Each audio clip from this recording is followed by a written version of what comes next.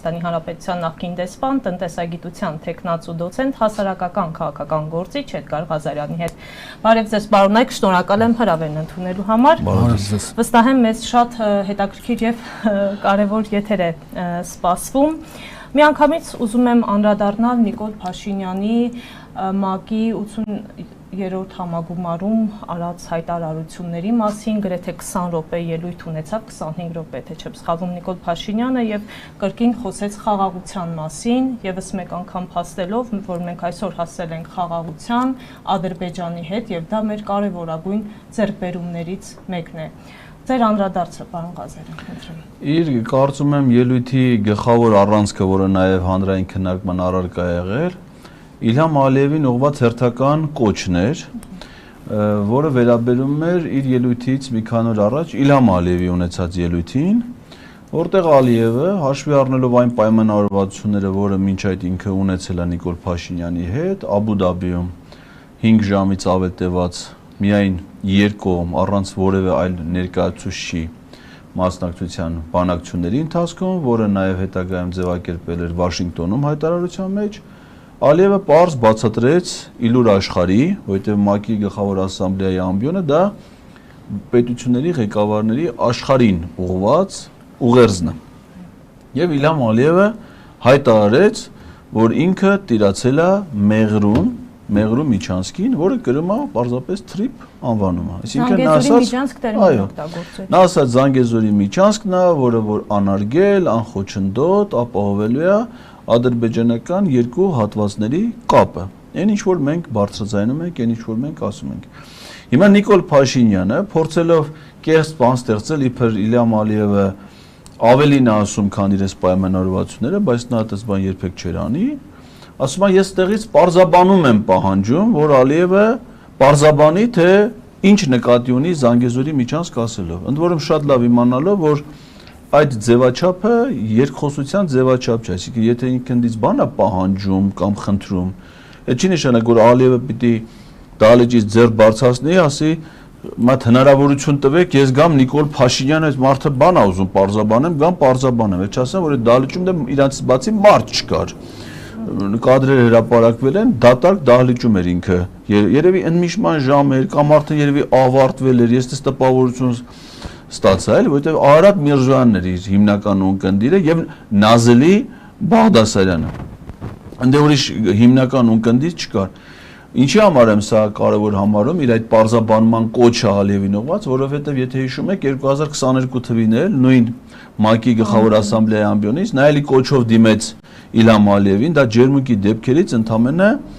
8-9 օր հետո էր 2022 թվականի սեպտեմբերի 22-ին, իսկ պատերազմը ջերմուկում եղել էր սեպտեմբերի 13-15-ին։ Այսինքն պատերազմից մի շաբաթ անց գնացել է Նյու Յորք, ընդ որում հոկտեմբերի 6-ի հայտարարությունը ստորագրելուց էլ մի քանի օր առաջ։ Եվ ասում է, այս բարձր ամբիոնից ես դիմում եմ Ադրբեջանի նախագահին, թող նա ցույց տա այն քարտեզը, որ ինքը համարում է Հայաստան։ Բայց Ալիևը ճիշտ ասած հələ մինչև հիմա ցույց չտվի այդ քարտեզը։ Որովհետև ինքը սպասում է ժամանակին, թե երբ ինքը ցույց կտա միասնական Ադրբեջանի քարտեզը, որը ներառելու է Հայաստանի ներկայիս ողջ տարածքը, որովհետև Հայաստանի գործող հանրապետության լուծարումը եւ այդպես ասած 4-րդ հանրապետության ստեղծումը հենց դրա մասին է։ Եվ պարոն Պետրոսյան, կխնդրեմ այս հարցին դուք էլ անդրադառնաք եւ բացի դրանից 4-րդ հանրապետության մասին խոսեց պարոն Ղազարյանը, իրավունք ունեն ընդհանրապես այդպես բանավոր ասել, որ սա մեր 4-րդ հանրապետությունն է։ Իհարկե ոչ, նախ հանրապետությունը դա հավաբուն չի, որ ստեղծես, սարքես, ասես էսի իմ հավաբունն է։ 4-րդ հանրապետության համար իմ որպես իրավաբան իմ կարծիքով նոր սահմանադրություն ընդունվի, որտեղ հիմնարար կարգավորումները այլ լինեն եւ որ ասենք, որ այս է մեր 4-րդ հանրապետության առանձնահատկությունը 3-րդից։ Հակառակ դեպքում իմաստը որն է։ Իբր 3-րդ հանրապետությունը հորով մորով արի, մի հատ 4-րդ են ստեղծում։ Դու այդտեղա Նիկոլ, դու ով ես, որ հանրապետություն ստեղծես։ Դա դու քեզ նայել ես հայլու մեջ։ Ես զարմանում եմ, որ դու առավոտները հայլի ես նայում, ոնց ուշագնաց չես ալնում։ Դուր հանրապետություն ստեղծելն ուր։ դու սաղ պետական ապարատը վերածել ես ներողություն եմ խնդրում այդ արտահայտությանս համար բարդակի օրենսդիր իշխանությունը չի գործում որովհետև որ նայում ես այդ մանդատակիրներին հատկապես իրանց ֆրակցիայի ոչ մեկ օրինագիծ չի ներկայացնում ճիշտ է գործադիր իշխանությունը լրիվ խաթարել է իր առաջ դրած գերնպատակները այսինքն սոցիալական պետություն է Հայաստանը Սահմանադրության առաջին հոդվածի համաձայն ժողովրդավարական պետություն է ինքնիշխան եւ իրավական պետություն է որ բաղադրիչն է այսօր կենսագործված ինքնիշխան Նիկոլ Փաշինյանն ասեց օգոստոսի 8-ից հետո ավելի ինքնիշխան ասելով ինքը ավելի շուտ հասկանում է որ իր ինքնիշխանությունը ոչ մեկին չի փոխանցի հա Այսինքն ինքն է իշխանում, ինքը բառի այդ իմաստով է հասկացած, որ ասել են ինքնիշխանություն, քանի որ ինքը տգետ է, որևէ մասնագիտություն չետ առնչություն չունի, ինքը մտածում է, որ ինքնիշխանությունը այն է, որ ինքն է իշխանությունը, եւ դա ուրիշ ոչ մեկին չպիտի հանձնի։ Տենց է պատկերացնում։ Ինքը պսակվել է աթոռի հետ։ Վարչապետի աթոռի հետ պսակվել են։ Դե ինքը քանի որ ամուսնացած չի։ Այո, ազապ է, կարա։ Ազապ է, հա, աթոռի հետ պսակվել է։ Այո, քանի ում այդ որ պիտի պսակվի, հիմա անցնենք դրա ցնդաբանություններին Նիկոլ Փաշինի։ Ես զարմանում եմ, այս մարդը որ մի բան է հելում ասի, չի մտածում, լավ, ինձ լսողների մեջ կան նաև խելացի մարդիկ, ովքեր կարող են գնահատել իմ ասածը։ Այսօրվա սահմանադրությունն այնքան ատելի է ժողովրդի համար, որքան կայսրությունների կողմից պարտադրված է։ Ասենք, էսի ինչ է նշանակում, էլ ով կարա մեկնաբանի։ Նախ կայսրությունների կողմից որևէ մեկին սահմանադրություն չի պարտադրվում։ Կայսրությունն է, երբ որ կայսրությունը իր օրենքներով է կարգավորվում, դու դրա ընդհանրապես հպատակ ես։ Այսինքն կայսրության ժամանակ դու առանձին սահմանադրություն չես կարող ունենալ։ Երկրորդը, այդ ում հետախոս է, ով է չափ է, ով է իր վերաբերվում կամ ինչն է խանգարում։ Որ ասում է ժողովուրդն է ատում։ Այդ դու ո՞նց ես որոշել։ Այդ եմ ասում էլի, հա։ Հա։ Այսինքն դա առնվազն պետք է հանրաքվե լինի, որովհետև եթե սահմանադրության երկրորդ հոդվածի համաձայն իշխանությունը պատկանում է ժողովրդին, դա մենակ այն չի, որ ընտրվեց քաշվավ գրախ, կոպիտ ասած։ Ժողովուրդը պետք է կարողանա վերահսկել իր կատարած ընտրությունը։ Որտեղից է երևում, որ ժողովրդի կամքով չի։ Հիշում եք Նիկոլ Փաշինյանը իրենց 7-րդ համագումարի ժամանակ խոսեց սնուցող մայրերի մասին, որ խոհանոցից այսպես խալաթներով եկել էին իրենից պահանջում էին։ Երևի այդ սնուցող մայրերն են խնդրել, որ սահմանադրությունը։ Բայց դրանից ոչ մեկի նկարություն չեն տվել։ Այսինքն մատր տնենք նշանակում ենք այդ իր ասած սնուցող մայրերի հետ հանդիպել է, չէ՞։ Այո։ Իր բոլոր հանդիպումները լուսաբանվում են։ Հատուկ բան կա, իդեպ մեր անկախության տոնի առիթով իր լուսանկարիչը եւ օպերատորը պետական պարգևով պարգևատրվել են Նիկոլ Փաշինյանի լուսանկարիչն ու օպերատորը։ Հիմա բան մի հատ այդ հանդիպումը որ կայացել է, բան մի հատ չեն նկարում, տենանք ասենք, այդ ինչ կնիկների հետ է հանդիպե, ում մայրերն են դրանք, ասենք են Վահագ Ալեքսանյանի մայրը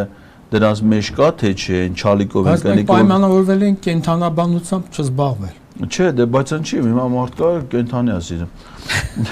Հիմա իրանց գազམ-ներն էլ է պետք արգել։ Հիմա այն կնիկը հիշում եք, այն սրբազան պայքարին մասնակի որ գնաց եկավ իմացավ ովքեր են, գնաց Չալիկը վերցրեց։ Չէ, չգնացին Աբաջանի շինց ու պապի գերեցել։ Հələ մատ իմանանք ասենք այդ ում հետ է հանդիպե, ինչ են խոսե, այդ հանդիպումները պետք է տեսագրված, լուսանկարահանված, սղագրված լինի, հրապարակվի, չէ՞։ Բայց այդպես հանդիպում չի եղել։ Վերացական այդպես հիմար խոսում է ու մարդկանց ծաղրում են իր այդ ձևով։ Հիմա հիմար խոսալու շարքից։ Պարոն Պետրոսյան, լավ, այս մասը կարդացեք, ես հարցեր ունեմ։ Որ ես եմ, խնդրում եմ մի հատ պարոն Ղազարյան, մեկնաբանեք, էլի, եւ մեր հեռուստադիտողները, մեր հետևորդները։ Դնենք ինչ է էսի ուզում ասել։ Որ ես եմ ՀՀ պատերազմի մեջ ներքաշել 2018 թվականին 18 տարեկան զինվորը ինչ գործ ուներ ՀՀ ինքնիշխան տարածքից դուրս։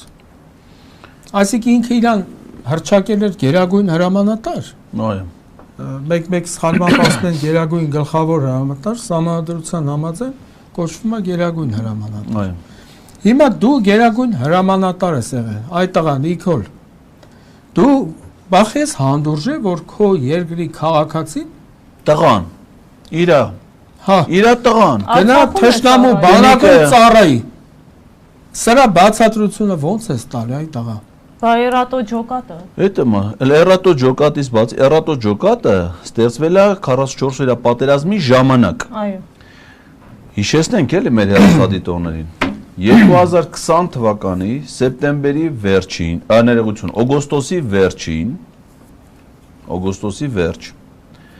վարչապետի տիկին Աննա Փաշինյանը Տիկին չի, զուգընկերուհի։ Նո իր հետ ապրող կին էլի տենց։ Չէ, ընտանեկան օրենսգրքի առաջին հոդվածի երկրորդ մասի համաձայն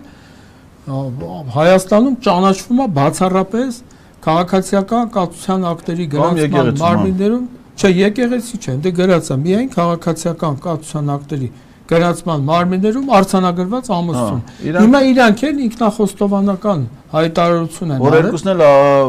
չեն հավանել իրար այն աստիճան, որ ամուսնացած լինեն, այնքան որ յոլա են գնացել։ Բայց դե ուրիշ խնդիր կա, պարոն Ղազարյան։ Տեսեք, եթե մարդը իրավաբանորեն այդ տվյալ անձը քո կինը չի։ Այո։ Դու նրան որպես ինչ ես պետական բյուջեի հաշվին բան ապահովում իր շրջագայությունները, իր շռայլությունները։ Դա լրիվ ապօրինա, բա պետական անվտանգությունը։ Սա այո։ Ծառայական մեքենա։ Բան, քաղաքացիական օրենսգրքի 1092-րդ հոդվածի համաձայն սա անհիմն հարստացում է կոչվում։ Այո։ Որ դու ոչինչ դու չունենալով այդ կարգավիճակը օգտվում ես այդ կարգավիճակը ունեցողներին հավասար իրավունքներից եւ հնարավորություններից։ Հիմա այդ կրթությանը տվե։ Բա, ուղարկելա սովորելու։ Հիմա ինչ էի ասում, որ նա անհասկանալի կանանց հետ, པարզ չէ ովքեր են այդ կանայք, Արցախի պաշտպանության բանակի զորամասերից մեկում անցել է վարժական հավաքներ։ Այսինքն դա պարտադիր չի, տեսբան նախատեսված չի։ Նկարներ էին հրապարակել, որ Աննա Հակոբյանը ինչ-որ կանանց հետ, ընդ որում ՊԲ-ում, ոչ թե Հայաստանի մյուս զորամասերում զինված ուժերի, այլ հենց Արցախի պաշտպանության բանակում։ Այդ մասին հաղորդագրություններ տարածվել է 2020 թվականի սեպտեմբերին, պատերազմից ընդամենը 25 օր առաջ։ Հիմա հարց, որ ինքը ասում է, դե զինվորականը ինչ գործ ուներ, ինքնիշխան տարածք, ինքը համարում է այն տարածքի մնացորդները, որ հիմա մնացել է, չէ՞։ Ոչ մի զինվոր էլ Հայաստանի ինքնիշխան տարածքից դուրս չի եղել։ Արցախը եղել է Հայաստանի Հանրապետության անվտանգության մի մասը եւ մեր զինվորները իրենց հայրենիքը պաշտպանելուց նաեւ ծառայություն են իրականացրել Արցախի պաշտպանության բանակում։ Այդ թվում իր որդին, ընդ որում իր որդին դա արել է իր վարչապետ եղած ժամանակ, այսինքն ինքը եթե լիներ հայկական ժամանակի լրագրող տղեն բանակում ծառայել էր, կասեր դե էս ինչ իմ համար լրագրող է, երեխուն վերց է տարել են, առանց ինձ ասել, առանց բան քշե տալ են Ղարաբաղ։ Իսկ իր տղան գնացել է իր վարչապետ եղած ժամանակ, նույն զորակոչին զորակոչվել է նաև իր պաշտպանության նախարար Դավիթ Տոնոյանի որդին, նույն զորակոչին են իրանք երկուսով գնացել, երկուսն էլ կամավոր գրել են, որ իրանք ցանկանում են, որպեսզի իրանք ծառայությունը անցկացնեն Արցախի պաշտպանության բանակում։ Մեր զինված ուժերում կա վիճակահանություն։ Զինվորները որ գնում են, մի մասը մասնակցում է վիճակահանության, ընտրվում է թե իրանք որ զորամասում ծառայեն, մի մասը դիմում է գրում, ասում է ես խնդրում եմ կամավոր, որպեսզի իր ծառայությունը լինի Արցախի պաշտպանության բանակում։ Աշոտ Փաշինյանը ոչ միայն կամավոր է գնացել, այլ իր գնալու մտադրության մասին հայտնել է զբորնի պունկտ գնալուց առաջ։ Ինտերվյու է տվել դրսում, ես տեսել եմ YouTube-ում կա։ Հայրենասիրական պաթոսով պատմում է, որ ինքը հեսա իրան որ տանեն բանակ, ինքը որոշել է, որ կամավոր պիտի գնա Արցախի պաշտպանության բանակում ծառայի։ Պարոն Ղազարյան, հիմա հարց, եթե դու համարում ես, որ դա ինքնիշխան տարածքից դուրս է, բա դու հենց դու ինքդ անձամբ, քանի անգամ ինքը զինվորական համազգեստով գնացել Արցախ, առաջնագիծ, կնիկը, տղան։ Եթե այդ դրանց ընտանիքից մենակ զոնքան չի գնացել պաշտպանության բանակ։ Եթե այդպես է, ստեղ արկա է քրեական օրենսգրքի 418-րդ հոդվածով նախատեսված պետական դավաճանության հանցակազմը։ Այսինքն եթե դու Արցախը դիտում ես որպես Ադրբեջանի տարածք, Դու գնացել ես մեր տղեկին տանում ես ընդ որ ինչ եմ։ Թշնամու կողմն ես անցնում։ Այո, միանշանակ։ 10-ից 15 տարի ազատազրկում։ 44 օրյա պատերազմը։ Չէ, 15-ից 20 տարի ազատազրկում կամ ցմահ բանտարկություն։ Այո։ 418 հոդվածը։ 44 օրյա պատերազմը ուսումնասիրող հանձնաժողով էր ստեղծվել, հիշում եք։ Մուշ է։ Ահա։ Անդրանիկ Քոչարյանն էլ հենց նախագահն էր, ղեկավարն էր։ Այդպես չեն ասում են ներեգություն արտահայտությանս Անդրանիկ Քոչարյանը։ Հա, Տենց են ասում։ Հիմա զեկույցը պատրաստ։ Մարդիկ են ասում։ Հիմա զեկույցը պատրաստ է, բայց Ալեն Սիմոնյանը դեմ է, որ այն ազգային ժողովում ներկայացվի։ Ես հարցս ուզում եմ ձեզ հղել, պարոն Պետրոսյան, ինչպես է այդպես ստացվում։ Իրավունք ունի Ալեն Սիմոնյանը հանրությունից թաքցնել այնինչ տեղի ունեցել։ Ոչ, չունի ազգային ժողովի կանոնակարգ սահմանադրական օրենք կա 2016 թվականի դեկտեմբերի 16-ի օրենքն է, որտեղ նման իրավակարգավորում նախատեսված չի։ Զեկույցը բոլոր դեպքերում պետք է հայտնվի, հնչեցվի։ Եթե առարկություններ ունեն, թող ասեն, բայց արգելել զեկույցը հրապարակել նման իրավակարգավորում իմ նշած օրենքում արկա չէ։ Իսկ եթե արգելում են, դա ինչի մասին կարող է վկայել։ Դեմ են։ Գուցե ինչ որ բան են ուզում թաքցնել, ինչ որ հանգամանքներ կան, որոնց պարզվելու դեպքում իրանց իշխանությունը խայտարակ կլինի, դրա համար չեն ուզում հրապարակվի։ Հակառակ դեպքում ուրիշ վարկած ես ողջամտորեն ուրիշ վարկած չեմ տեսնում։ Այստեղ ես ավելացնեմ, եթե թույլ տաք, պարոն Պետրոսյան։ Այստեղ երկու իրավախախտում կա։ Մի իրավախախտումն է, պարոն Պետրոսյանը խոսեց Ալեն Սիմոնյանի իրավախախտման մասին, բայց այստեղ մի հատ ուրիշ իրավախախտում էլ արել է ներեգություն արտահայտությանս Անդրանիկ Քոչարյանը, որովհետև այդ հանձնաժողովը, որ ազգային ժողովում ստեղծում է, քննիչ հանձնաժողով, դա ունի ժամկետ։ Եվ ինքը պարտավոր է հանձնաժողովի աշխատանքները կազմակերպի, որ 6 ամսվա ընթացքում հանձնաժողովը ավարտի իր աշխատանքը եւ զեկույցը ներկայացնի քննարկման։ Բացառիկ դեպքերում, եթե ծավալը մեծ է, անհրաժեշտ եւս 6 ամսով կարա երկարացվի։ Հիմա Անդրանիկ Քոչարյանի գլխավորած հանձնաժողովը խախտել է այդ գործի քննության հետ կապված բոլոր ժամկետները եւ զեկույցը ներկայացրել է խախտումներ։ Ալեն Սիմոնյանը դրան է հղում անում, որ չի դնում քննարկման։ Այո, ժամկետները Իդեպ ասեմ, որ այս ներեգություն արտահայտությանս Անդրանիկ Քոչարյանը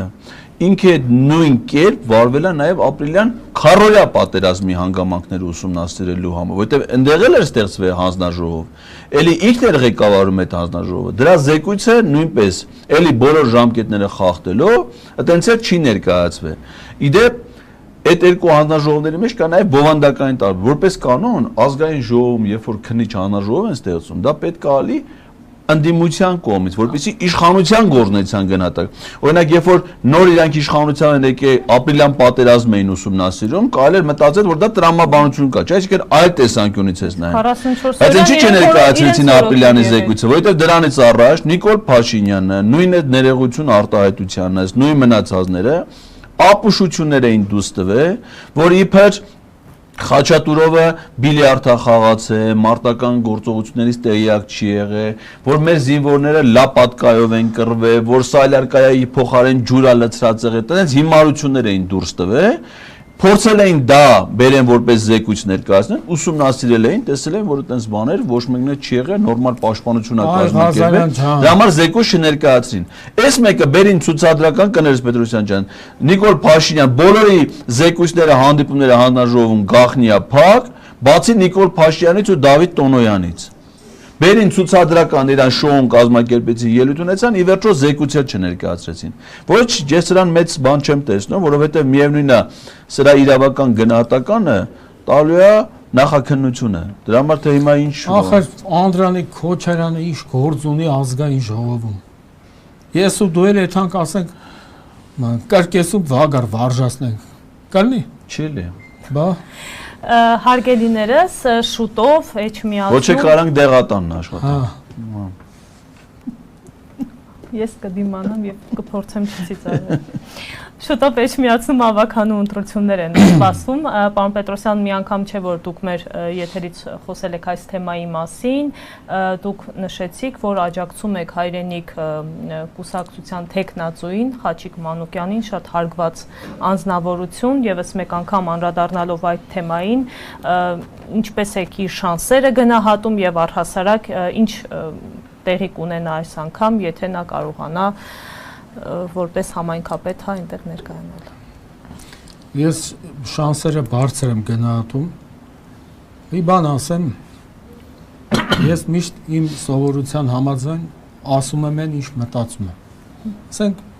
Արտուր Վանդեցյանը կարող էր մի հատ մեծահարուստի առաջարկել այդ կարգավիճակը քաղաքապետի ու ձեռները ծալած նստեր հետևեր իրադարձություններին, բայց այսօր Խաչիկ Մանուկյանը նա գրականագետ, բանաստեղծ, հիմա այն մյուս մասը չեմ ուզում ասել, որ չասեն շահարկում է, բայց պետք է ասեմ, հերոսի հայրը, զոհված ազատամարտիկի հայրը, բայց բացի այդ ասեմ, ինքը ունի շատ բարձր ինտելեկտ, դրա համար էլ իրան ենք մենք ընտրել այդ կարգավիճակը հավակնողների ցանկում։ Ու ես շանսերը շատ բարձր եմ գնահատում, որովհետև օբյեկտիվորեն ասեմ, մեկ ուրիշ տեխնացու չկա, որ կարողանա Խաչիկ Մանուկյանի հետ հավասար մրցակցություն ապահովել իր գործնական որակների հարցում։ Շատ լավ, եւ պարոն Ղազարյան նաեւ Ես էլ կուզեմ պարոն Մանուկյանի հասցեին նախ որևէ մեկը չի կարող որևէ այլ բան ասել, քան միայն դրական, դրվատանքի, հարգանքի, խոնարհումի խոսքեր, իսկապես նա մեր ժամանակների լավագույն բանաստեղծներից մեկն է, փայլուն բանաստեղծ, իր ստեղծագործությունները իրենց բովանդակությամբ, իրենց հուզականությամբ շատ արժեքավոր են որպես գրականության ստեղծագործություններ։ Բացի դրանից Խաչիկ Մանուկյանը այն հայրենիքի հայրերից է, ինչպես կբնութագրի մեր սիրելի Սրբազանը, որի որդին նախ որպես կամավոր է մեկնել ռազմաճակատ, այսինքն նաև իր հայրենացնողներից ստացված հայրենասիրական ոգին է նրան տարել պատերազմ եւ նա նաև այդ պատերազմի հետևանքները եւ իր որդու կորստի իրական գիտակցումը ունեցող նվիրալ հասարակական գործիչ է, այսինքն նա այն գործիչներից է, որը անզիջում այս ամբողջ շրջանում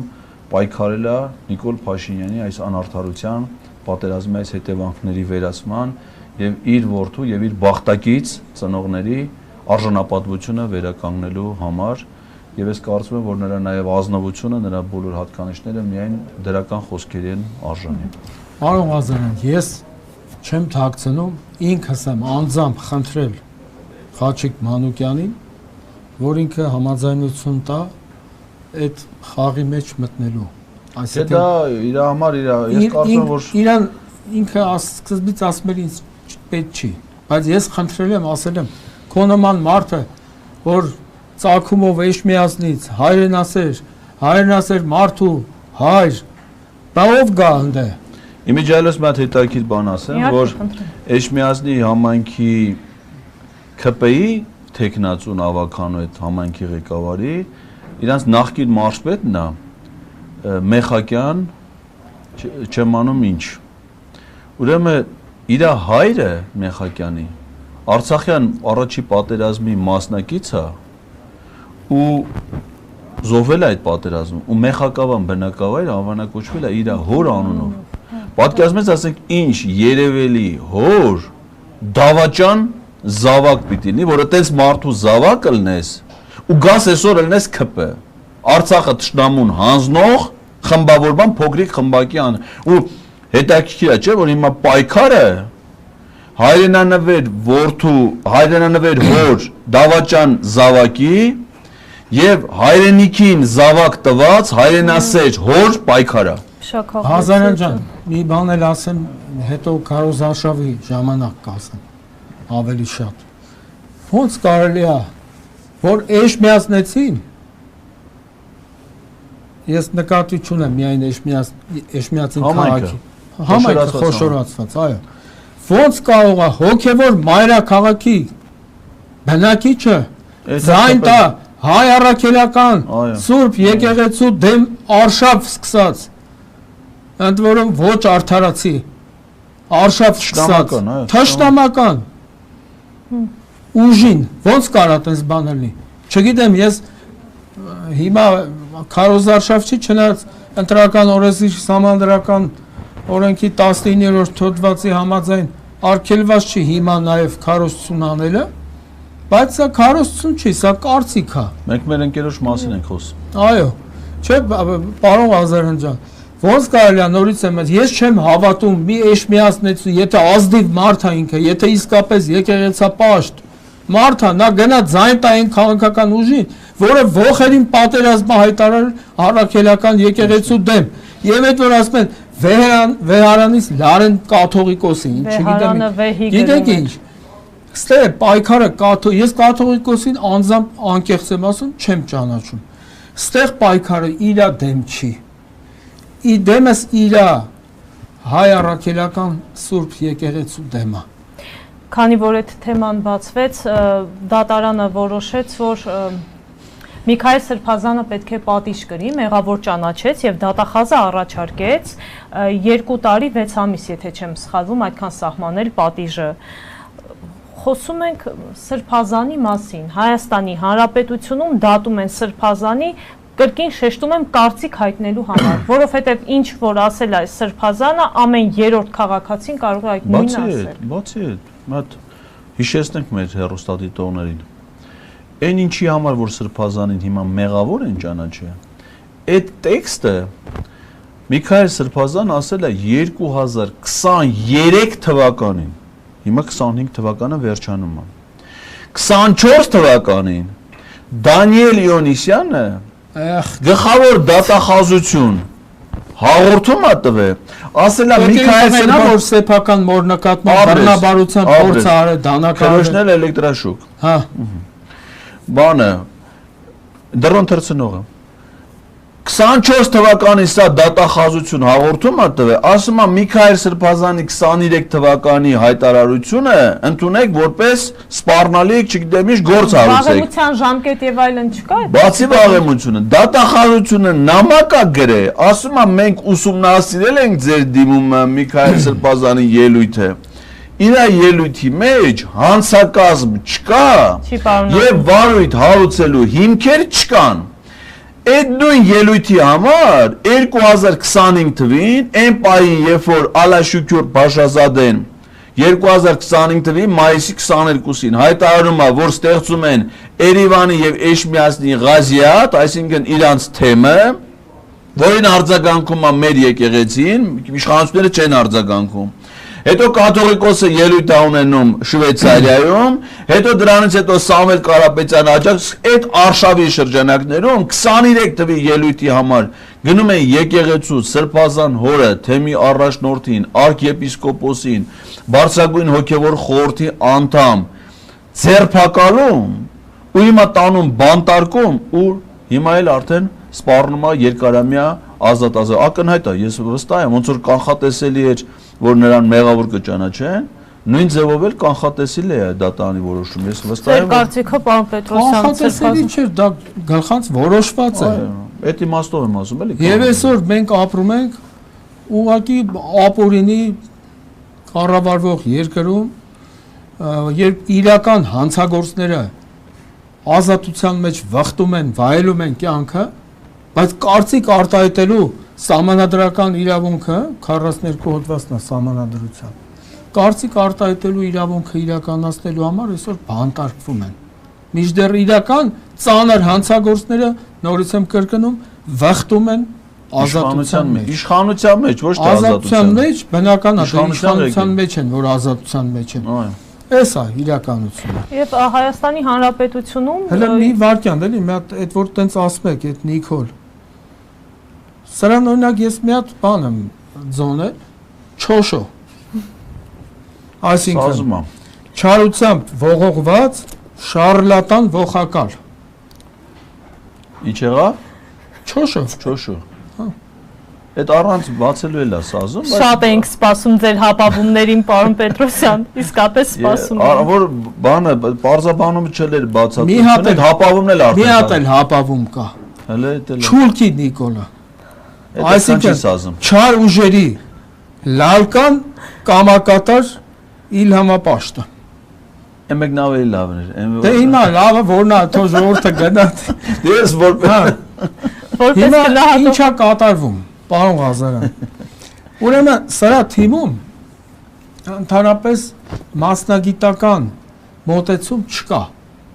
Ասենք մի հատ թեմա է առաջ քաշում ինքը, մի հատ ապուշություն է դուրս տալի, բոլորը անկախ նրանից ինքը ինչ ոլորտում են աշխատում, ինչի համար են պատասխանատու, լեցվում են Չուլկի Նիկոլի կամ Չոշո Նիկոլի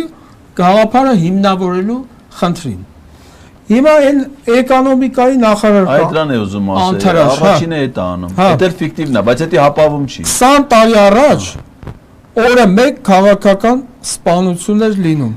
Ներողություն, պարոն Պետրոսյան, ես հենց դրա մասին էի ուզում ասել, Վալոդիա Գրիգորյանի սպանության վերաբերյալ, որին հաջորդեց մի քանի այսպես սպանություններ տարբեր քաղաքներում, մեկը ամեն օր արթնանում էինք, վախով թե հիմա ինչ ենք լսելու, եւ բավական երկար տևեց, չգիտեմ նախաքննություն են ասում թե ինչ, ի վերջո մեկը հայտնվեց ու մեղադրեցին, հետո 20-ամյա երիտասարդը եկավ, ասեց ես եմ սպանել եւ այլ, սա քաղաքական նյուանսներ ունես ձեզ։ Տեսեք, հարգելիս։ Հələ դեռ ձերբակալված անց չկար։ Այո։ Ալի Սեմինը կամ որ նույնն է Ալեն Սիմոնյանը։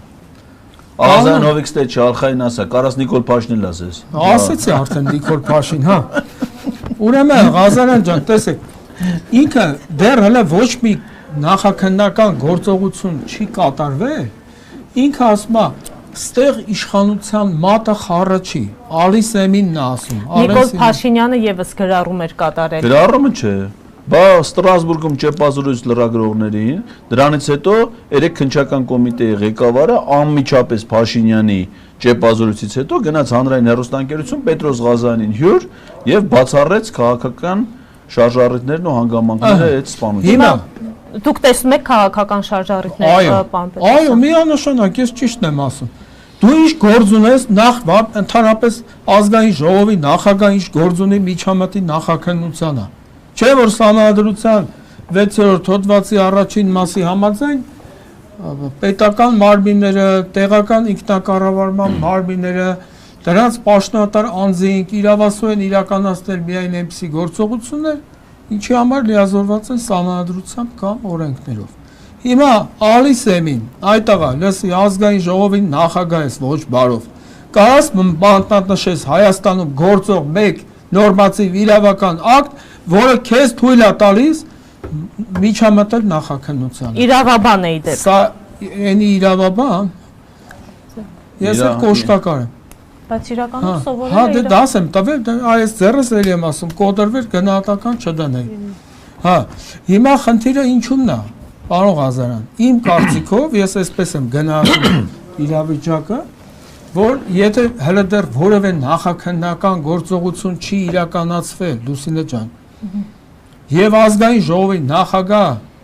հելում հայտարարում է, որ ստե քաղաքական ենթատեքստ չկա, ինքը ուղղորդում է նախաքննությունը։ Ու ես վստահաբար չեմ կարող պնդել, որ բանսարկություն չստացվի,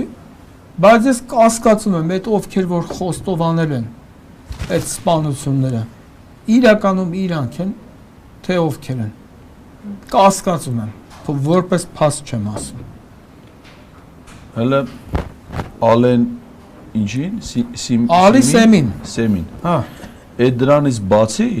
նաև Արմավիրի մարզպետը, որը մի քանի օր առաջ է նշանակվել, մի հատ համայնքի ղեկավար էր ինքն էր, բայց քանի որ ինքը ԿՊ-ական էր, իրան ոչ մեկ չի սպանել, հակառակը իրան նշանակել են մարզպետ։ Ասում է, բացառվում է, որ դա քաղաքական։ Այսինքն դատավճիռ է կայացնում։ Բայց ուզում եմ հասկանամ, էլի։ Այսինքն ես էլ եմ մարզպետ։ Արդարացման դատավճիռ։ Ես գիտեյակ չեմ եղել եւ պիտի տեյակ չլինեի, ոնց որ Պետրոսյանն արդարացիորեն ներկայացնում, դա իմ իրավասություններից դուրս է։ Մեր մարզի տարածքում իհարկե այտենց հանցագործությունների տիպի բարեբախտաբար չեն եղել, բայց թեկուզ ասեք մեծ ուրիշ հանցագործություն լի։ Ես ինչ գործ ունեմ իմանամ, ինչ է եղել, ինչ չի։ Այդ հարցերին պատասխան տվողը քննիչն է, եթե քննչական խումբը, խմբի ղեկավարն է, հսկողություն իրականացնող դատախազն է, դատարանն է, որ պիտի բազմակողմանիությունը ապահովի, այն մյուս կողմինը լսի, վերջնական որոշում կա։ Եթե այդ ամեն ինչը չկա, դու մարզպետ, դեպքից ընդամենը 2 օր հետո, դու ինչ գիտես ինչ է եղել, ինչ չի եղել։ Չէ, թող կանչեն հարցաքննության։ Հիմա նայեք, ներողություն Ղազարյան ջան։ Այդ Պապոյանը ինչ է։ Ֆիկտիվ։ Բանի էկոնոմիկայի նախարար։ Ֆիկտիվ հանրապետական։ 20 տարի առաջ օրը 1 քաղաքական սպանություն էր լինում։ Խելեմ Մատեսորյան հարցն ասեն այսօրվանից 20 տարի առաջ եղել է 2005 թվականի սեպտեմբերի 30-ը։ 2005 թվականի սեպտեմբերի 30-ին ում են սպանել։ Չէ, ինքը չի կարա պատասխանի այդ հարցին։ Կամ էկոնոմիկայի նախարարը մեր երկրի էկոնոմիկայի հարցերը թողած ինչ գործ ունի սպանությունների բացահայտման գործընթացի հետ։ Սրանք ցավը տանում, սրանք ոչ մեկ խաբար չի ինքը ինչով է զբաղված։ Կարևորը իրանք ի կատար են ածում Հայաստանի Հանրապետությունում Ադրբեջանի արտակարգ եւ լիազոր դեսպան Նիկոլ Փաշինի կամքը։ Վերջ, ասեց մի բան։ Գնաց կապ չունի ով ինչ մասնագիտություն ունի, ինչ չունի։ Բոլորը լցվում են այդ արտահայտությունը հիմնավորելու գործին։ Այն Լուսինե ջան, հիմա գանգրահեր մի բան եմ ասում։ Բազարը ջան, ներողություն։ չէ։ Այն գանգրահեր երիտասարդը որ կա Հովիկ Աղազարը։ Դու հələ սրա ասեմ պատկերացումը, մենք շատ մոտիկ ենք իրար։ Տեսանք, իմացանք, Վերջերս ինչ տեղի ունեցավ վերջը պարոն Պետրոսյան։ Լուսինե ջան, ինքը իմ միջադեպի կանգնա ասել էր իբր ես դասախոս եմ նշանակվել իմ հորողբոր շնորհիվ։ Ես էլ իրան հարց տվեցի, ասի դու դիսերտացիա ես իբր պաշտպանել։ Ասի դու քո դիսերտացիա պաշտպանելուց հետո մի հոդված հրատարակել ես։ Գիտեմ մասնագիտությամբ չես բաղ։ Հա, ասես ոչ։ Բասի արա, ես 50 հատ գիտական աշխատանք եմ հրապարակել, 2 դասագրքերի միազնա հեղինակ եմ, այդ ոնց եղավ, որ ինձ իմ հորեղբոր շնորհիվ։ Հա, ես իմ հորեղբայրը Պետրոսյան Ռաֆիկը հայտնի իրավաբան, նշանակալի ներդրում ունի ընդհանրապես Հայաստանի պետականաշինության գործում, բայց այդպես կանգնել վարկաբեկել մարդուն, ես էլ ասի մի հատ իրան կանչեք տաղավար։ Եկավ ու ես սկզբից ցույց տվեցի իր իրավաբանական անգրագիտությունը, հետո նաև արդեն ինքը անցավ անցենզուր վարկագծի, պարզապես տարիքը հարգելով։ Բայց ձեր մարզավիճակ տեղում է, ես տեսա որ բան է, բայց հա պետք չէ, չէ։ Մի բան էլ ասեմ, Ղազարեզ, մի մարդ, եթե կանգնի, ասի որ ես, որ հարց են տալի, բանը, ինչի մանդատը վայր չեք դնում, ասում է ես վարկ եմ փակում։ Դուք հասկանում եք այս մարդու վերաբերմունքը ազգային ժողովի գործունեության նկատմամբ։ Հա, բայց անկեղծ է ասել։ Անկեղծ շատ բան կարանք ասենք։ Չէ, օրինակ ես գնահատում եմ այդ պատասխանը, պարոն Պետրոսյան, կարևորը անկեղծ է ասել։ Այդ կայա վերադառնանք մեր թեմային։ Չկա, ոչինչ։ Մեր թեմային։ Իհարկե։ Ուրեմն իրադարձություններ ասեմ, մի հատ հետադարձ հաշվարկով գնանք, Փարաքարի հետ կապված։ Ուրեմն սպանված Վալոդիա Գրիգորյանը այս ընտրություններում 25 թվականին հաղթել է ՔՊ-ին։ Այո։ Հաղթել է միանգամից 50%-ից ավել ձայն ստանալով։ 57%։ ՔՊ-ի պատասխանատուն այդ ընտրություններում Նարեկ Մկրտչյանն էր, որը որ աշխատանքի եւ սոցիալական հարցերի նախարարն էր, նշանակվել է հիմա Միացյալ Նահանգներում Հայաստանի դեսպան։ Այս սպանությունից ընդամենը մի քանի օր առաջ ձերբակալվել է Նարեկ Մկրտչյանի եղբայրը, որոնք այդ համայնքի բնակիչներ են, ձերբակալվել է գիշերով գոլդ համարներով ավտոմեքենայի միջից իրեն պատկանող հայտնաբերելով թմրանյութ եւ ապօրինի զենք։ Ներքին գործերի նախարար Արփինե Սարգսյանը միանգամից հայտարարեց, որ Ռաֆիկն իջամ եւ ինավատ։ Այդ իր հետ կապ չունի, մի հատ տղայի է վերցրել, այդ տղան գցել է մեքենայի մեջ, փախել է։ Պարզվեց, որ ներքին գործերի նախարարը ստում է, որովհետեւ նույն օրը երեկոյան քննչական կոմիտեն մեղադրանք առաջադրել Նարեկ Մկրտչյանի եղբորը, ձերբակալել են եւ խափանման միջոց են կիրառել տնային կալանք դատարանով։ Եթե նա Ռաֆիկներ, որ նիվչամ եւ վինավատ, չէին կարա նրան մեղադրանք։ Եթե մեղադրանք են առաջադրել, ուրեմն կասկածանք եղել է հիմնավոր։ Այսինքն այդ թմրանյութը եւ զենքը ունի իր հետ առնչություն։ Այն մարդը, ով որ իբր թողել է, փախել է, մինչեւ հիմա չի ձերբակալվել։ Գիրի։ Չի ձերբակալվել։ Հարց. բավուրը այն դեպքում, երբ որ նա ասում է իմ հարևանն երեք, այսինքն ինքնությունը այդ մարդու դիմակավորված չի, պատահական չի, ինքնությունը պարզ է, հետևաբար պարզ է թե որ նա իր սոտովի հեռախոսի համար է, հետևաբար պարզ է թե այդ սոտովի համար է, որ անտենաների տակով անց է, որ ժամին, մինչև հիմա չի ձերբակալվել կամերաների լուսավոր դարում։ Եկանք դրանից առաջ, Փարաքարի համայնքի ղեկավարի ընտրության ժամանակ համայնքում եղել է սպանություն։ Սպանության ժամանակ այդ սպանության կասկածանքով ձերբակալվել է այսօրվա սպանված համայնքի ղեկավարի եղբայրը, որի մեղքը այև առնչությունը չի ապացուցվել։ Տրամաբանությունը ինչ է հուշում, որ զուգահեռ Գյումրիում էր, չէ՞ ընտրություն, Փարաքար եւ Գյումրի։ Գյումրիում ինչ էին անում։ Համայնքի ղեկավարի տեխնացուներին, նրանց աջակիցներին, տատիկներին, են տատիկների գործ կա, չէ՞, բուրաբաներին, որ ընդհանում կողմնակից ես վստահ գործ էին հարուցում, որպեսզի դրա միջոցով ճնշում գործադրեն տեխնացուների վրա։ Ռուբենին կանչեցին ոստիկանություն, ասին Կարմիր լուսի տակով էս անցե 3 տարի առաջ, Վարդան Ղուկասյանին դե Աստված տվեց չի խնայե, այն Հայաստան դաշինքի տեխնացուի շտաբում խուզարկություններ, Մարտուն Գրիգորյանի կողմնակիցներ շտաբում խուզարկություններ, եղբոր ձերբակալություն, այդ նույն բանը ուզել են անեն ամենայն հավանականությամբ Փարաքարում, որպեսզի կապեն համայնքի ղեկավարի պոտենցիալ հաղթող տեխնացուի հետ, որ ճնշում սա կապ էր, չէ՞։ Գալիս ենք դրանից առաջ 2021 թվականի հերթական ընտրություն Փարաքար համայնքում։ Սպանված Վալոդիա Գրիգորյանը հաղթում է, ամենաշատ ձայներն է, 50% չի հավաքում, բայց ապրելու երկիրն ելնում է առաջի տեղը։ Տրամաբանությունը հուշում է, որ համայնքի ավականուն նիստ պիտի լինի, ավականին իր կազմից ընտրի համայնքի ղեկավար։ Շամպես հասկանալով, որ այդ ավականում մյուս անդամները բացի ԿՊ-ից ընտրելու են Վալոդիա Գրիգորյանի, որովհետև ինքը ամենաշատ ձայնը տրամաբանությունը դա է հուշում, ինքն էլ հեղինակավոր ժողովրդի կողմից սիրված հարգված գործիչ, ԿՊ-ով թույլ չտվեցին, որպեսզի ավականուն նիստ կայանա համայնքի ղեկավար ընտրեն։ Հետո արտահերթ ավականուն նիստ արեցին, որի ավականուն նիստերի դահլիճում նստած էին Վահագն Ալեքսանյան, ազգային ժողովի ԿՊՊ-ը աղքից բացի կարգավիճակը, քաղաքացիական պայմանագիր կուսակցության վարչության նախագահի տեղակալ, վարչության նախագահն էլ լինի ով, ինչ էր ասում? Չոշոն։ Չոշոյի տեղակալը, գնացել նստել է ընդե, ում հետ, շիշ բռնողի հետ, մի բան էլ դրա համար մտածի։ Հիմա հարց,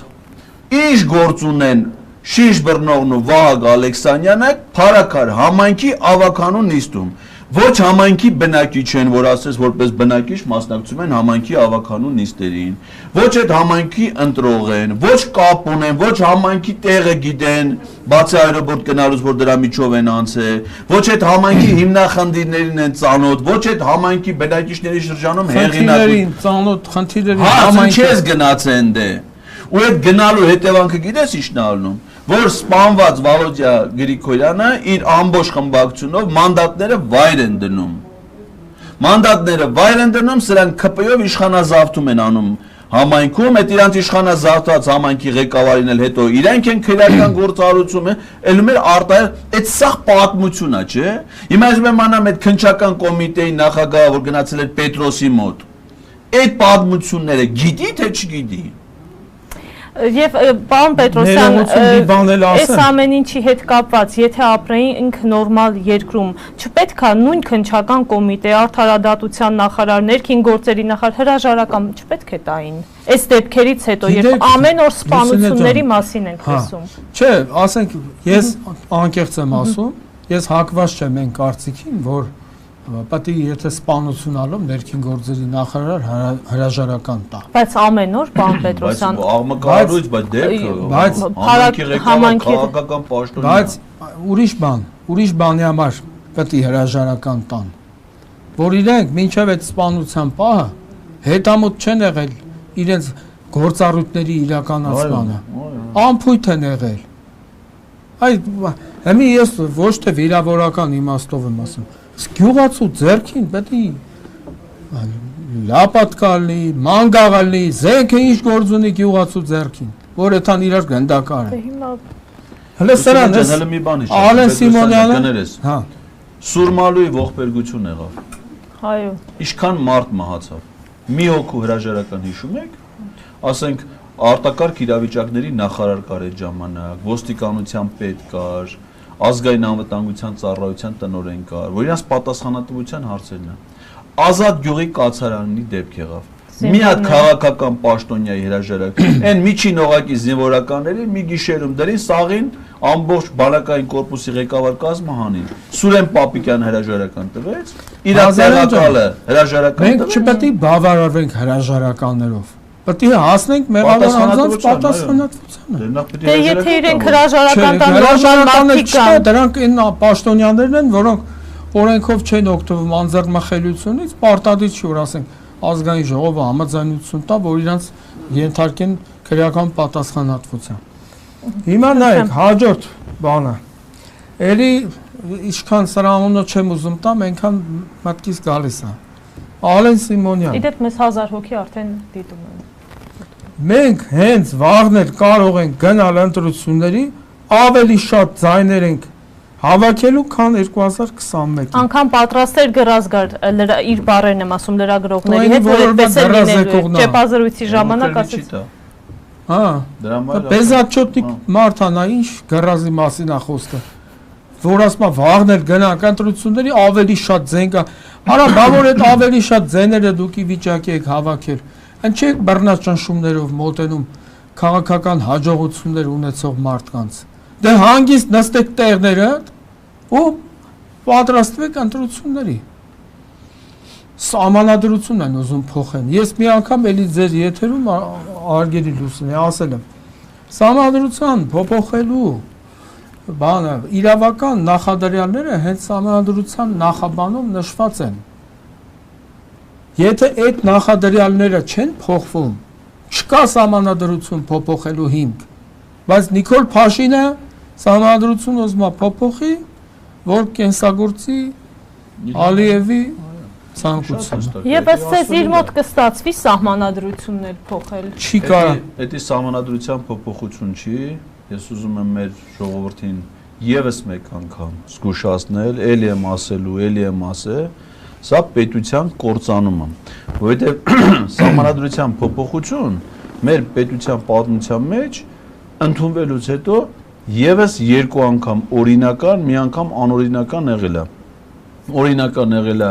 2005 թվականին, 2015 թվականին եւ 2020 թվականին այդ իրանք ապօրին արեցին Հրայր Թոմասյանի եւ ՍԴ դատավորներին պաշտոնից հեռացնելու համար։ Դրանք նորմալ process է, սահմանադրության մեջ կարա լինի փոփոխություն, բացի վերջինից էլ դա ապօրինություն է։ Բայց այն ինչ որ հիմա անում են, դա փոփոխություն չի։ Դա նոր սահմանադրության ընդունումը, որը մենակ մի նպատակ ունի։ Անկախության հրաժարվել անկախության հռչակագրից։ Իսկ անկախության հռչակագրից հրաժարվել նշանակում է այս պետությունը վերացնել։ Իսկ եթե այս պետությունը վերանում է, ոչ մի երաշխիք չկա, որ դրանից հետո հայկական պետություն է ստեղծել։ Հիմա Արցախի հանրապետությունը կար, չէ՞։ Դա որ Արցախի հանրապետությունը վերացրել են, դրա փոխարեն Արցախի երկրորդ հանրապետություն ստեղծվել է, բա ով ասում որ ստեղծվել է։ Տեսեք։ Ինչի Նիկոլ Փաշինը այդ թրքահապատակ երկոտանին ինչի Ադրբեջանի դեմ նույն պահանջը չի ներկայացնում։ Ադրբեջանի սահմանադրության 1995 թվականի նոյեմբերի 12-ի սահմանադրության նախաբանում գրված է, որ Ադրբեջանը անկախ պետություն է։ Անկախ ինքնիշխան, ինչպես ասում են, այո։ 12-րդ հոդվածում է, չէ, ներողություն 9-րդ հոդվածի երկրորդ մասում Ադրբեջանի սահմանադրության 9-րդ հոդվածի կարող են ստուգել, ով որ կասկածում է։ Գրած է, որ Ադրբեջանը բանը ձեռնպահ է մնում կոնֆլիկտները ուժի եղանակով լուծելու մոտեցում։ Հա, ռազմական ճանապարհից։ Հիմա, բա Նիկոլ, դու ի՞նչ ես այդ մասին իրանց դեմ տալիս։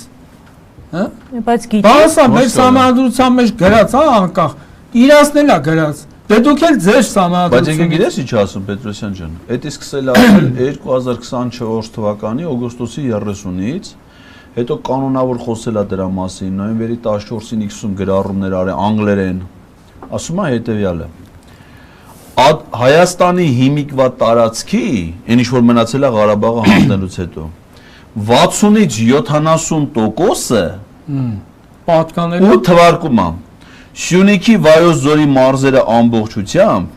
Արարատից, Արմավիրից, Գեղարքունիքից, Տավուշից, Լոռուց, Շիրակի մարզից, դա մնում է մենակ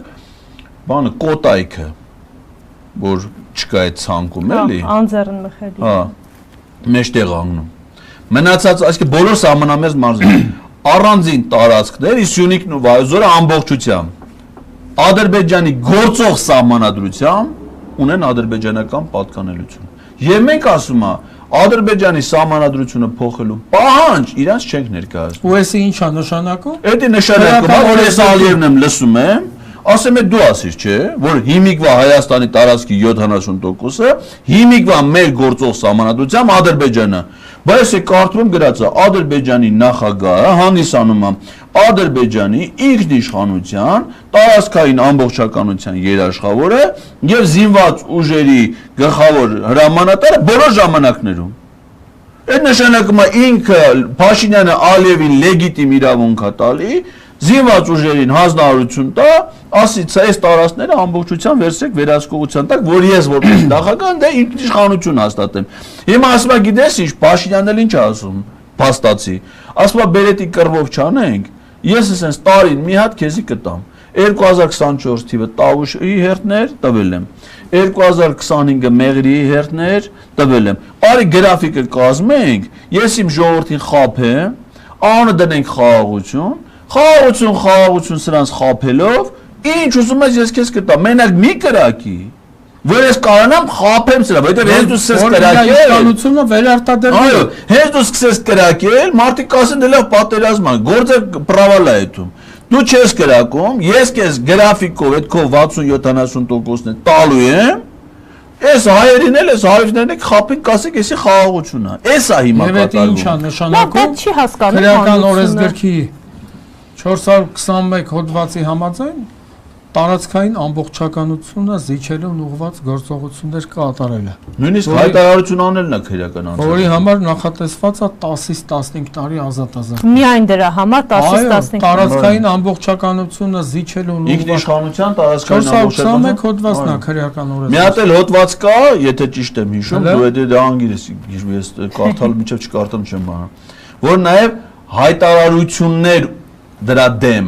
այսինքն ասածը, եթե չեմ սխալվում, գործողություններն է։ Հա։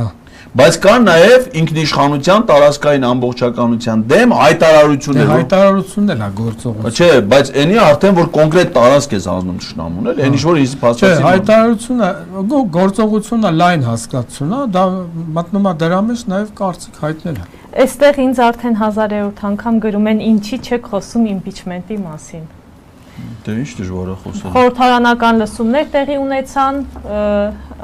Իշխան Սաղաթելյանը այն արխիվում գտնվող Լուսինե ջան, ներողություն։ Ստորագրություն Վաղ չափող գիտեք տեղը։ Մի ժամանակ որ փոքր եմ ալիշկայում կար, բայց չեմ անում այդ կնիքի մակարդակը։ Բայց չեք կարող այդ կանգան բերեք դրանց վախա չափի, որ ձեզի չեն ընդունում։ Դե մի անգամ պիտի դրանց հետ գան։ Կարծեմ մի օքե գառնում կա։ Բերեք, մի հատ դրանց վախա թո չափեն։ Հիմա ինչ է ստացվում,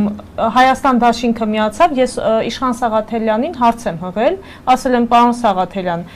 դուք ասեցիք, որ մենք մեր ստորագրությունները դնում ենք, հա, այդ թղթի տակ, այսպես ասած։ Կարող ենք հստակ ասել, որ Հայաստան դաշինքի վարչապետի թեկնածուն Դավիթ Համբարձումյանն է։ Պատասխան չեմ ստացել, ճիշտն ասած, բայց հետո ասեց այո։ Ուրեմն իմ կարծիքով հետևյալն է։ Իրականում Հայաստան դաշինքի падգամավորները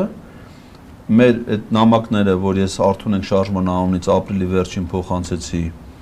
ազգային ժողով, իրենք մայիսի 2-ին խմբակցության հայտարարություն են տարածել։ Այդ խմբակցության հայտարարությունից որ կարդում ես, ես հասկացել եմ, որ իրենք դեմ են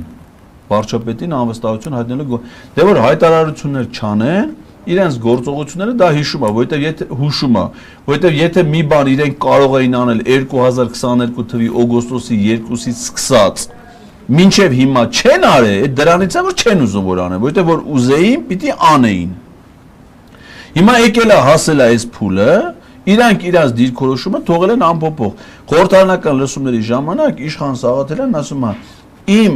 մեր մոտեցումը չի փոխվի, այն հայտարարության մոչիկը չի փոխվի։ Մենակ մի բան ասում եմ մենք 28% ստորագրություն ձեզ Facebook-ում ցույց ենք տվել, դրել ենք safe-ը,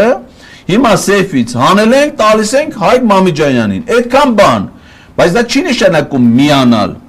Միանալը պիտի լինի ֆունկցիոնալ, այսինքն մենք միանում ենք նախաձեռնությանը, դառնում ենք դրա համահեղինակ եւ պայքարում ենք, որպեսզի նախաձեռնությունը իրականություն դառնա։ Եվ եթե մինչև հիմա Ղազարյան Էդգարն էր հանրահավաք կազմակերպե, մի օր առաջ այդ օրը կոչ անում, որ մարդիկ գան հավաքվեն փողոցում ի աջակցություն իմպիչմենտի, ընդ որում պայման, որ Հայաստան խմբակցությունը առաջադրում էր իմպիչմենտի, նշանակում այդ հայտարարությունից հետո Իշխան Սաղաթելյանը պետք է ասեր. ես իմ հերթին կոչ եմ անում, որպեսզի ժողովուրդը գա, մենք սկսել ենք անվստահության գործընթաց, պայքարելու ենք, խնդրում ենք ձեր աջակցությունը, հելեք եկեք, բայց այդ խմբակցության պատգամավորներն էսքի չկային բանին, անվստահության այդ իմպիչմենտի թեբայով լսումներին 28 խմբակցություն են, հասկացանք Արտուր Սարգսյանը բանտում է, այն Արեգնազ Մանուկյանը լիազորությունը դրա տեղերը նոր մանդատ չի ստեղծել, 26 հոգուց 9-ն էին ընդե։ Ես ուզում եմ հասկանամ, բայց մյուսները ուր էին։ Ինչ կա, մենք գնանք տենանք Հայաստան խմբակցության պատգամավորից ով չկար, չէ՞։ Այդանք հասնենք, ասենք պատգամավոր ընդդիմադիր։ Կարաս ինձ ասես, ուրբաթ օրը ժամը 12-ին, 12:30 այդ լսումների օրը դու ուր ես եղել, որ ազգային ժողովում չես եղել, նա դու ազգային ժողով ես, լրիվ դրույքով աշխատող, աշխատանքային օրվա աշխատանքի ժամը, ամեն մարդ է դու իր աշխատավայր աշխատանքի, դու պետք է դաս քո աշխատավայր։ Եթե եկել ես քո աշխատավայր, ընդդիմադիր պատգամավոր ես, նիստերի դալիճում լսումները, դու ուր ես։ Բուֆետում ես, դեմի կաֆեում ես, տուալետում ես, ուր ես այդքան երկար մնացել, որ չես գալի դալի։ Տուալետում եղած գալի։ Հետներ Իշխան Սաղաթելյանի ելույթից հետո այդ ով որ եկել է, նրանք է դուս եկան։ Իմ ելույթն էր, դա նաև դες դեմոնստրատիվ, էլի ցուցադրական, բոյկոտում են։ Ես մտածեցի, ասի երևի ինձ են բոյկոտում, դե չեն սիրում, դե լավ են անում։ Հա։ Քեզի պետք է որ քեզի սիրելն է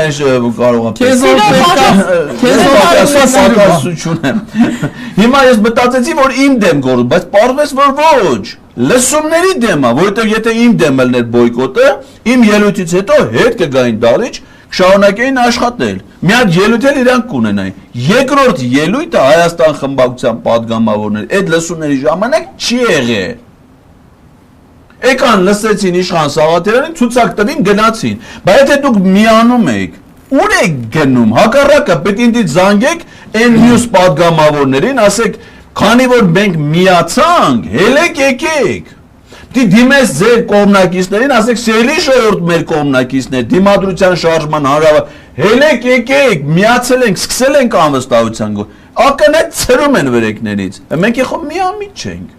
Եվ ձեր կարծիքը այս ամեն ինչի հետ կապված իմպիչմենտի։ Ես ասել եմ, ես հույս չունեմ, որ այս ընդդիմության պայմաններում այդ անվստահության գործընթացը կմեկնարկի։ Իսկի իրար կողք չեն կարող կանգնեն։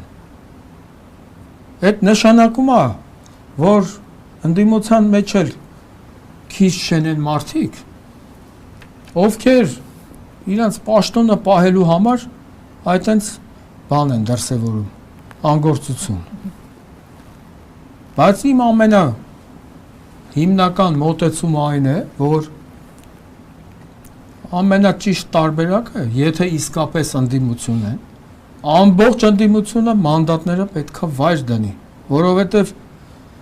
Սահմանադրության 89-րդ հոդվածի համաձայն Ազգային ժողովը բաղկացած է պարտադիր առնվազն 101 պատգամավորից։ Հիմա եթե ընդդիմությունը իր մանդատները վայր դնի, հետևից գալացողներն են ցուցակի մեջ հրաժարվեն։ Հա։ Ուրեմն մեկ առաջանում է խորհրդարանական ճգնաժամ։ Այո։ Իսկ խորհրդարանական երկրում եթե խորհրդարան չկա, ուրեմն կառավարությունը չկա։ Վերջ։ Որտեղ կառավարությունը հաշվետու է խորհրդարանին։ Այո։ Այսինքն փաստացի դառնում է Նիկոլ Փաշինյանը։ Սահմանադրության 88-րդ հոդվածի 3-րդ մասի համաձայն ազգային ժողովը վերահսկողություն է իրականացնում գործադիր իշխանության նկատմամբ։ Եթե ազգային ժողովը չկա, վերահսկողը չկա, սահմանադրական կարգը խախտվավ։ Հիմա դրա համար գիտեք ինչն է ամբողջ խնդիրը։ Ես անձնական կարամ անուններն էլ ասեմ, թող ով դիլխոր կլինի, թող գա տենա։ Բայց ես չեմ ուզում անձնավորեմ։ Այստեղ խնդիրը հետևյալում է, դե մարդիկ կան, որոնք հայտնվել են պատահականության սկզբունքով, ու իրանք հասկանալով իրանք սեփական, գաղափարական սնանկությունը, լավ գիտեն, որ վաղը մանդատը դրեցին, մյուս օրը Իտալիան բանը գին թերթով հայտարարություն տան աշխատանքի, դրա համար էլ չեն դնում։ Այս է ամբողջ խնդիրը։ Դեպի Ղազարյան Էդգարին նման ոչ թե որ իրար դեմ են նստած դրա համար եմ ասում։ Այս մարդու նման գիտնական գրագետ մարդը համալսարանից զրկվի իր քաղաքական հայացքների պատճառով, իսկ անգրագետները գան լծվեն ազգային ժողովը իր տեղն է, ոչ թե բթամիտների։ Հարց կամ հետս մեկը նստի, երկու հարց կամ խայտարակ կլինի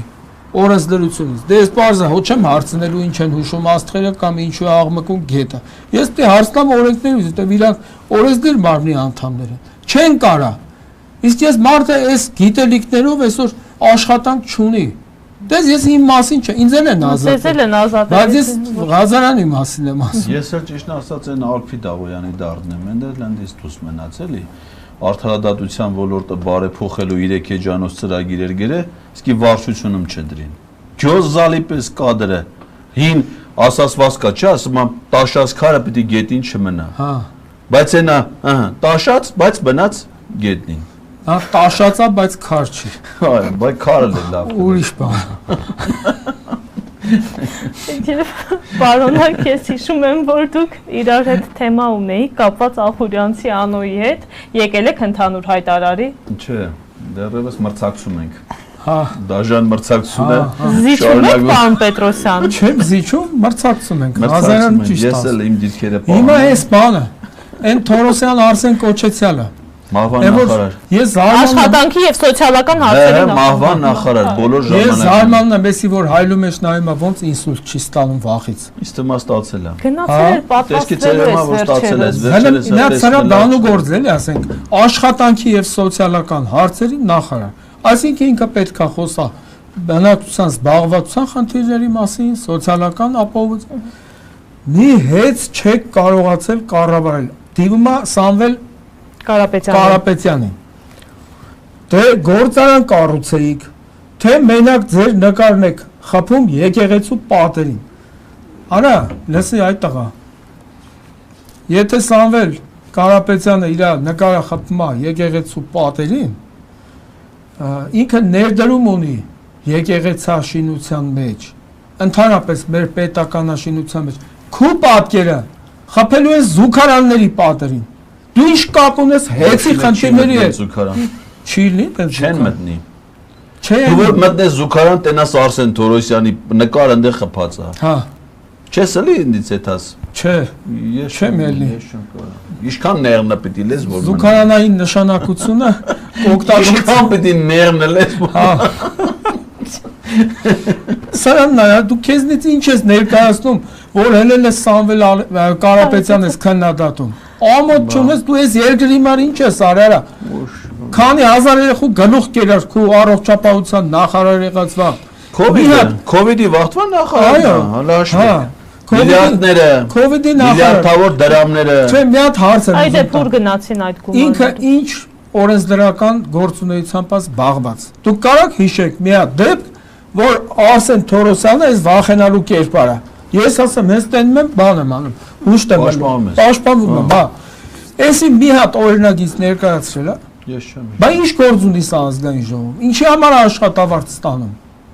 Չէ՞ որ ազգային ժողովը Ղազարյան ջան, դա օրենսդիր մարմին է, դե падգամավորի, հա, ասեն կարծիք արտահայտես, քաղաքական դնահատական։ Պետրոսյան ջան, նախորդ քարորիային, հələ մի հատ հիշի, մի հատ օրենքի նախագիծ, որ քննարկվի ազգային ժողովում։ Այսինքն, բերվել է օրենքի նախագիծ, քննարկում ինչ է նշանակում։ Հիմնական զեկուցող, հարցեր զեկուցողին, հարակից զեկուցող, հարցեր զեկուցողին, ելույթներ, քվեար, էտա չէ՞։ Բերում են արդյունաբերությունա, որովհետև ընդդիմությունը չի մասնակցում փաստացի աշխատանքներին, որովհետև իրանց օրինագծերը ընդ չեն քննարկվում։ Մի խմբա, իրանք էլ իրար հարց, եթե մեկն էս նկարվելու համար բանես մի երկու ձևական էական ֆունկցիոնալ քննարկում Հայաստանում որևէ օրենք քննարկումների արդյունքում չի ընդունում։ Դրա համար էս խայտարակ իրավիճակն է։ Ես մի հատ հարց եմ տալի Չոշո Նիկոլին։ Էրդողանը ասել է Ղարաբաղը հավերժ Ադրբեջան է։ Պատասխան չի հնչել։ Ինչի որ մի հայտարարության համար է պատասխան հնչելը Ալիևի Էրդողանի։ Ուրեմն ես խնդրում եմ հարգելի լրատվամիջոցներ 1000 անգամ ասել եմ եւ ավելորդ չեմ համարում էլի ասել, որ ասում են պետության ղեկավարը Նիկոլ Փաշինյանը պետության ղեկավարը չի։ Սահմանադրության 123-րդ հոդվածում հստակ գրված է ով է պետության ղեկավարը։ Այլ հարցը, որ ինքը վերջում հաղորդման վերջում խնդրում եմ ասեք, որ տաքսի կանչի։ Փողոցային դիսպետչեր է ինքը։ Ու շատ վատ։ Զանգում եք չի վերցում։ Հիշում եք մի անգամ զանգեցին։ Խնդրում եմ կզանգեք։ Շատ վատ դիսպետչեր։ Նիկոլ Փաշինյանը դա պետության ղեկավար չի, հերիքա դա առաջի տիկին։ Այդպես չի առաջի տիկինը։ Պարոն Ղազարյան, հարգելիս։ Իր կինը երրորդ տիկինն է։ Ինչու, որովհետև Սահմանադրության հետ իմ ասած հոդվածի համաձայն 123 պետության գլուխը երկրի նախալը պետք է իրանալի նորը լի հետո առաջինը կամ երրորդը հա հետո բախտավար դրա գլխին որ երրորդ ունենա հետո 88 հոդվածի երրորդ մասի համաձայն ազգային ժողովը վերահսկողություն է իրականացնում գործադիր իշխանության նկատմամբ այսինքն երկրորդ կնիկ Ալենի կնիկն է բայց Ալենին էլ մեկը չի հա Ալենի մենակ որ ցախ կնիկները բերես ցուցակին դա արդեն մի 4-5 տեղ ազատ է ընտրած ցուցակ ալում հա էնի դրա կվոտաները շատ երրորդը նոր վարչապետի կինն է բայց էնել են դեպքում երբ որ այդ կին լինելու կարգավիճակը տունը չեմ անում ուր դեալու ես չեմ հեռադիտակով հետևում բայց ընտանեկան օրենսգրքի առաջին հոդվածի երկրորդ մասի համաձայն Հայաստանում ճանաչվում է միայն քաղաքացիական կացության ակտերի գրանցման մարմիններում արձանագրված ամուսնությունը հիմա իրանք կայնը հայտարարել որ իրանք զաքսավորված չեն ստե կին չի զուգընկերուհի է այո Հարգելիները շնորհակալ եմ ինչպես միշտ շատ հետաքրքիր կարևոր հարցեր բարձրաձայնելու համար համեմված նաև